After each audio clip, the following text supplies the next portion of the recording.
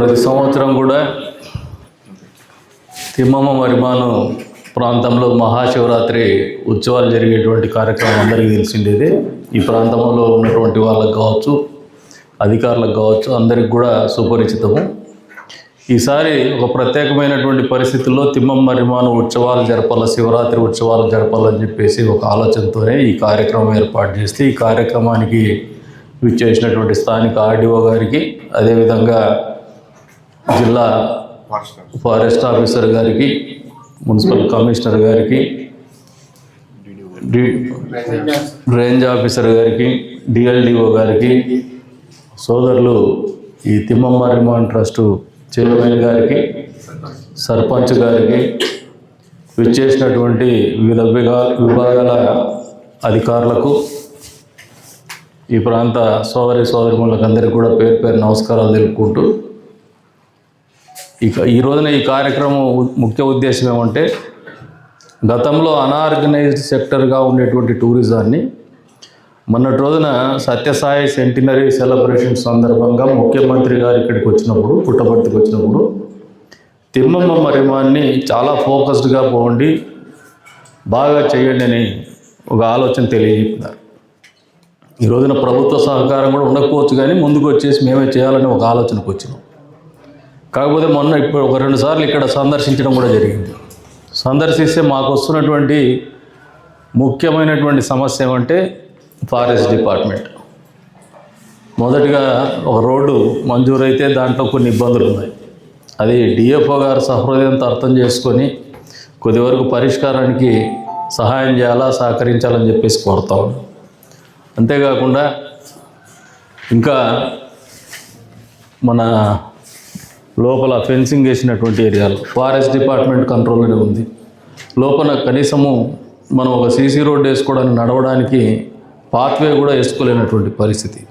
ఇవన్నీ కూడా జిల్లా కలెక్టర్ గారితో కూడా సంప్రదించి ఒక నిర్ణయం తీసుకోవాల్సినటువంటి అవసరం ఉందని చెప్పేసి కూడా ఈ సందర్భంగా తెలియజేస్తాం. ఈ ఉత్సవాల రూపకల్పన గతంలో వీళ్ళు 3 రోజుల పాటు చేసేవాళ్ళు. దాన్ని మీరు ఒకసారి తెలియజెప్పితే మేము ఆలోచన చేస్తానని నేను చెప్తాను. దాంట్లో అధికారుల పాత్ర ఏముందో నేను తెలియజెప్తాను. మీరు ఈ గతంలో ఎట్లా చేస్తూ ఉన్నారు, మీ ఇక్కడ స్థానికంగా ఏ కార్యక్రమాలు చేస్తాను 3 రోజులు, మీకు అవసరమైనటువంటి వనరులు ఏంది ఇక్కడ, ఇది మీరు ఎవరైనా క్లుప్తంగా క్లియర్గా చెప్పగలిగితే 2 నిమిషాలు, మిగతాది మేము ప్రోగ్రామ్ టేక్ ఓవర్ చేసుకొని వాళ్ళతో కోఆర్డినేట్ చేస్తాం. అధికారులను కూడా కోరేది ఏమంటే, సోఫార్ ఇంతవరకు జరిగినటువంటి తిమ్మమ్మ మరిమాను శివరాత్రి ఉత్సవాలు అనేది ఒక అనార్గనైజ్ సెక్టర్లో జరుగుతూ వచ్చినాయి. ఏదో వాళ్ళకు చేతనైనంత వరకు వాళ్ళకు ఉన్నటువంటి పరిమితమైనటువంటి నిధులు కావచ్చు. నాకు తెలిసి మొదటిసారి ప్రభుత్వ ఉద్యోగులంతా కూర్చొని ఈ కార్యక్రమాన్ని ఆలోచన చేయడం నాకు తిమ్మమ్మ మరిమాను హిస్టరీ లేదు. అది ముఖ్యమంత్రి గారి ఆలోచనతో వచ్చింది. దీన్ని వేరే లెవెల్కి తీసిపోతాం ఈసారి. ఇందాక డిఎఫ్ఓ గారు చెప్పున్నారు ఎకో టూరిజం అని. Not only eco tourism, spiritual and eco tourism circuit కిందే కదిరి నియోజకవర్గాన్ని తీర్చిదిద్దాలనే పట్టుదలతోనే మొన్నటి రోజున వేమన తిరునాళ్ళు కావచ్చు, వేమన జయంతి ఉత్సవాలు కావచ్చు, ఈ రోజున జరిగేటువంటి ఈ కార్యక్రమం కావచ్చు, మళ్ళీ వచ్చే రోజుల్లో కదిరి లక్ష్మీనరసింహస్వామి బ్రహ్మోత్సవాలు కావచ్చు, ఈసారి ఒక ప్రత్యేకతను సంతరించుకోబోతున్నాయనేది వాస్తవం అని మీ అందరికీ కూడా చెప్తాను.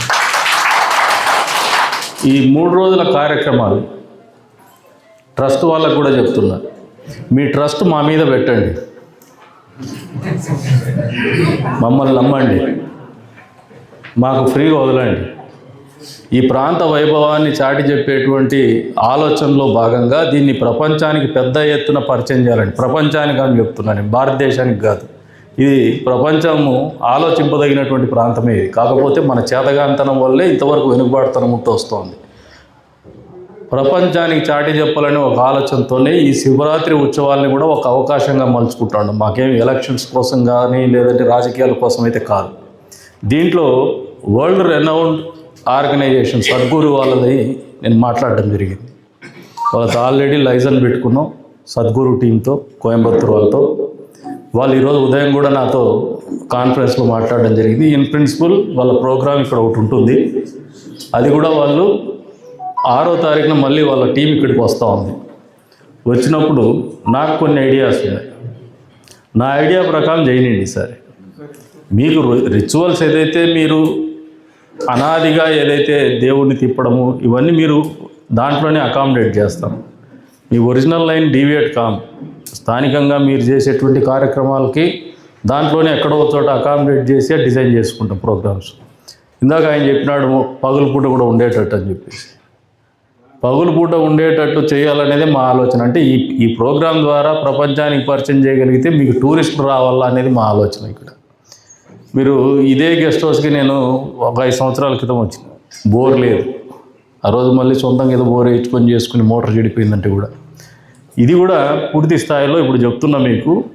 ఇది మొదటి అడుగు. ఇది మా ఆలోచన 5 కోట్లకో 10 కోట్లకో పరిమితం కాల. పెద్ద ఎత్తున పర్యాటక ప్రాంతంగా ఈవెన్ ట్రెక్కింగ్ ఏరియాకు కూడా వినియోగంలోకి తీసుకురావాల్సినటువంటి అన్ని రకాలైనటువంటి అనుకూల పరిస్థితులు ఉన్నాయి. కాకపోతే అధికారులతో సమన్వయం చేసుకోవడంలో మనమే వెనకబడి ఉన్నాం. ఫారెస్ట్ వాళ్ళే మనకి శత్రువులు కాదు. కోఆర్డినేట్ చేసుకొని పర్మిషన్స్ తెచ్చుకొని డెవలప్ జరుగుతుందంటే డిస్ట్రిక్ట్ అడ్మినిస్ట్రేషన్ కూడా సహకరిస్తుంది, స్టేట్ అడ్మినిస్ట్రేషన్ కూడా సహకరిస్తుంది, అంతే స్థాయిలో నేషనల్ అడ్మినిస్ట్రేషన్ కూడా ఖచ్చితంగా సహకరిస్తుంది. ఎందుకంటే అందరికి కూడా ఈ ప్రాంతాన్ని అభివృద్ధిలోకి తీసుకురావాలనే ఆలోచన ఉంది. ఎవరికి కూడా దాంట్లో వేరే ఆలోచన లేదు. కాకపోతే స్థానికంగా ఉన్నటువంటి వాళ్ళు మీరు బలంగా నమ్మాల్సింది ఏమంటే మా అందరికీ అధికారులకు కావచ్చు, నాకు మీ స్థానిక శాసనసభ్యుడికి కావచ్చు, ఈ ప్రాంత అభివృద్ధే ప్రాధాన్యతగా మా కార్యక్రమాలు ఉంటాయి. వాళ్ళని కూడా అదే దిశగానే నడిపించుకుంటాం. అధికారులను కూడా మీరు ఎక్కడ కూడా అపోహలకు గురి కావద్దండి. మాకేదో మీ ట్రస్ట్లో ఇన్వాల్వ్ కావాలనో లేదంటే ఇంకోటో మాకు ఉండవు. ఈ తిమ్మమ్మ మర్రిమాన్ అనేది చాలామంది సందర్శకుల్ని సద్గురు వాళ్ళు అడుగుతానే ఒప్పుకున్నారంటే వాళ్ళు కూడా ఈ శివుని ఐడియాలజీలో వాళ్ళకు ఇంట్రెస్ట్ చూపిస్తున్నారు. ఇక్కడ ఆ స్పిరిచువల్ ప్రోగ్రామ్స్ ఇక్కడ కంటిన్యూగా జరగాలనేది నా ఆలోచన. ఇంకా ఒక ప్రపోజల్ ఇచ్చినాయి. మీరు ఇక్కడ విలేజ్ లెవెల్లో మామూలుగా గ్రామోత్సవాలు నిర్వహిస్తారు వాళ్ళు తమిళనాడులో, ఈ ప్రాంతాల్లో. That brings the civilization. పిల్లల్లో స్పిరిచువల్ క్లాసెస్ కానీ వాళ్ళకు అనాథ పిల్లలకు చదువు చెప్పేటువంటి కార్యక్రమాలు కూడా ఉన్నాయి వాళ్ళ స్కూల్స్ పెట్టేసి. That is a different level. దాన్ని కూడా ఇక్కడికి తీసుకొచ్చేటువంటి పరిస్థితుల్లోనే మా ఆలోచనలు కానీ అడుగులు కానీ ఉంటాయనేది వాస్తవం అని మీరు అర్థం చేసుకోమంటారు. అంటే ఇక్కడ ఇది చాలా చిన్న స్థాయి ప్రోగ్రామే శివరాత్రి ఉత్సవాలు అనేది ఒక అవకాశంగా వాడుకుంటున్నాం అంతే. This is not everything. We're trying to build up right from the scratch. పూర్తి కింద నుంచి నిర్మించుకొని రావాలనే ఆలోచనతోనే వస్తున్నాం. అంతే స్థాయిలో మన వేమన జయంతి ఉత్సవాల తర్వాత కూడా అక్కడ చాలామందికి ఒక అపోహ ఉంటుంది, ఏదో చేసేస్తున్నారు ప్రోగ్రాం తర్వాత మళ్ళీ. కానీ ఐఎస్సిఎల్ వాళ్ళతో కూడా మాట్లాడుతున్నాం మేము. ఐఎస్సిఎల్తో మాట్లాడినప్పుడు we have only left with 8 rooms. అక్కడ ఆ 8 రూములు అన్నప్పుడు వాళ్ళు ఓమా బ్రాండ్ కింద ఏదైనా చేస్తాం మీరు వీడియోస్ అది పెట్టమంటే అది పైప్ లైన్లో పెట్టినాం. ఇంకా పనులు పూర్తి అవ్వాల. కానీ ఆ లెవెల్ థింకింగ్లోనే మేము ఉన్నాం. ఇక్కడ ఏదైనా కానీ టూరిస్టులు వచ్చేసి స్టే చేయాలని చెప్పేసి. ఈ ప్రాంతంలో అయినా మా ఆలోచన విధానం అంతే స్పష్టంగా ఉంది.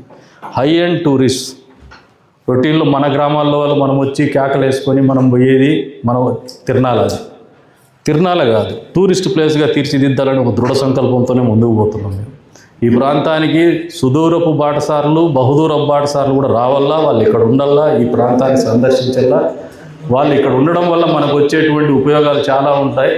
ఈ ప్రాంతానికి ఆర్థికంగా కూడా బలపడేటువంటి పరిస్థితుల్లోకి టూరిజం ద్వారా పోవడానికి పుష్కలంగా ఉన్నాయి. దాన్ని మనం వాడుకలోకి తెచ్చుకోవాలనే ఆలోచనతోనే ఈ కార్యక్రమాలు చేస్తామని చెప్పేసి కూడా మీ అందరికీ కూడా తెలియజేస్తా ఉన్నాను. అధికారులు కూడా ఇది ఒక నోబుల్ కాజ్. ఇది మిమ్మల్ని ఏదో బలవంతంగా రుద్దడమో మిమ్మల్ని ఏదో బలవంతంగా పని చేయించడం కాదు. ఇది ఒక నోబుల్ కాజ్ కిందనే మేము ఆలోచన చేస్తున్నాం. Please cooperate with the event. ప్రత్యేకించి అటవీ శాఖ వారికి మేము ఎక్కడ కూడా మిమ్మల్ని నొప్పిళ్ళనో మిమ్మల్ని ప్రెజర్ పెట్టాలనో మాకు ఉండదు. సర్టన్ ఏరియాస్లో మేబీ మీకు కొద్దిగా ఇబ్బందికరమైన పరిస్థితులు వస్తూ ఉంటాయి. మేము అది కొంచెం చిన్న డీవియేషన్స్ అన్నప్పుడు అది అన్యదా భావించకుండా సహృదయంతో అర్థం చేసుకొని సహకరించమని చెప్పేసి వాళ్ళని కూడా నియోజకవర్గ ప్రజలందరి తరఫున కోరుతూ ఉన్నాం ఇక్కడ.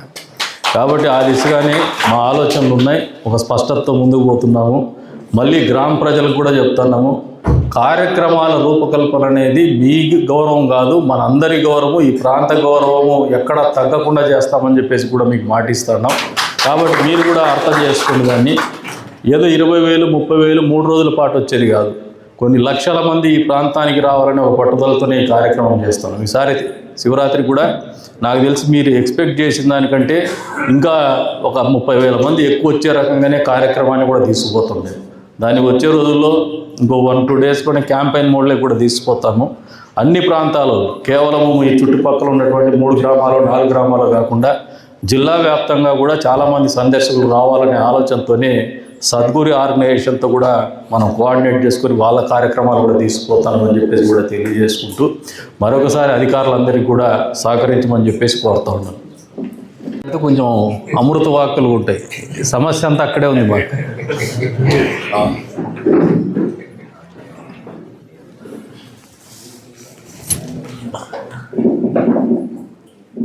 స్థానిక ఎమ్మెల్యే గారికి, ఆర్డీఓ గారికి, ఇతర అధికారులకు, గ్రామ ప్రజలకు అందరికీ నమస్కారం.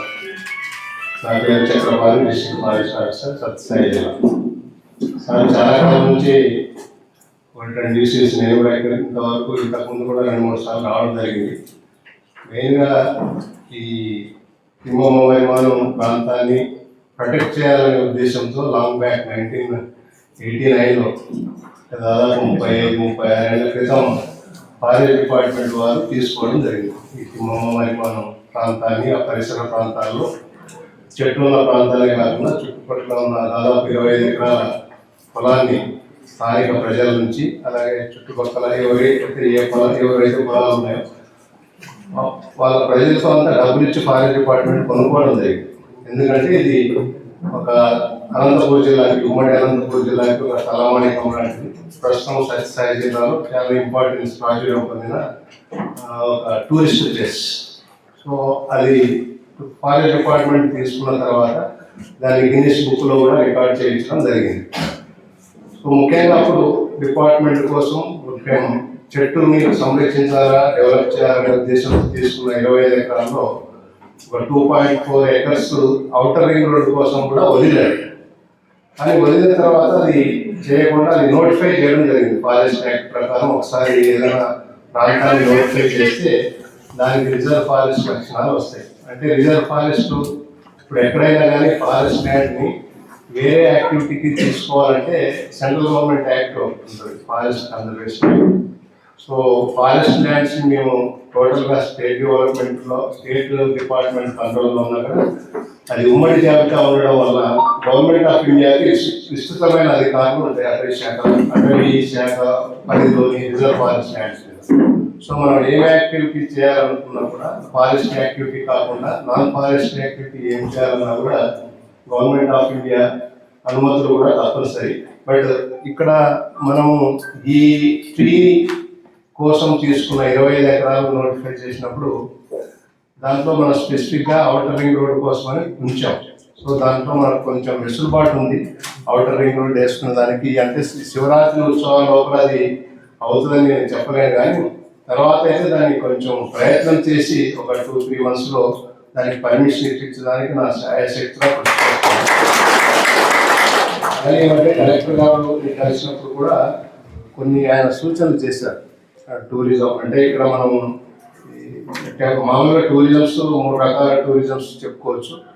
ఒకటి ఎకో టూరిజం, అందులో మన తిమ్మమ్మ రిమాన్ని ఎకో టూరిజం కింద డెవలప్ చేస్తే బాగుంటుంది. అలాగే టెంపుల్ టూరిజం రెండింటికి కూడా చేయొచ్చు, ఎందుకంటే ఇక్కడ తిమ్మమ్మ టెంపుల్ కూడా ఉంది.